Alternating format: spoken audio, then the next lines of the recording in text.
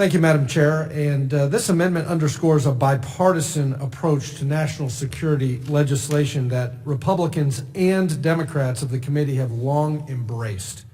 Just as the United States is the steward of the global financial system, the Financial Services Committee is its steward in Congress. Republicans and Democrats have worked together to ensure that sanctions and other financial restrictions are held accountable for results.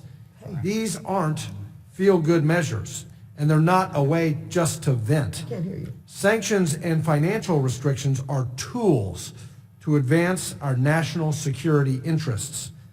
As we work to confront the systemic risk posed by China in the financial system, and as we look to the national security threat presented by the Chinese Communist Party, especially in its economic malfeasance, malign foreign investment, theft of intellectual property, forced transfer of technology, manipulative and mercantilist trade policies, and its deep commitment to a hostile communist ideology, our use of sanctions, investment restrictions, and other financial measures must aim for clear and realistic goals.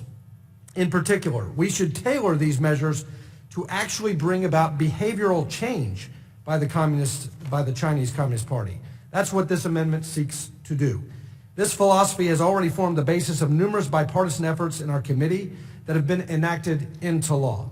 And I've been proud to work with Democrats across the aisle on some of those initiatives, including sanctions directed at Chinese banks that deal with North Korea, targeted authorities for the Committee on Foreign Investment in the United States, national interest reviews for the Export-Import Bank assistance to China, and legislation shaping our role at international financial institutions. In each of these areas, Democrats and Republicans have acknowledged that prohibitions on certain transactions involving China may be necessary, but they're necessary because they move us toward a foreign policy goal. They envision a world where the United States and its allies unite to compel China to adapt to international rules of the road, not the other way around. And if committee legislation doesn't move us toward that goal, it risks incentivizing the world to look elsewhere for economic leadership, investment, and the markets and capital that drive innovation and safeguard America's national security interests. I hope my friends on the other side of the aisle will support this amendment as a common sense effort to codify our committee's cooperation on confronting the economic and national security threat posed by China. I yield back.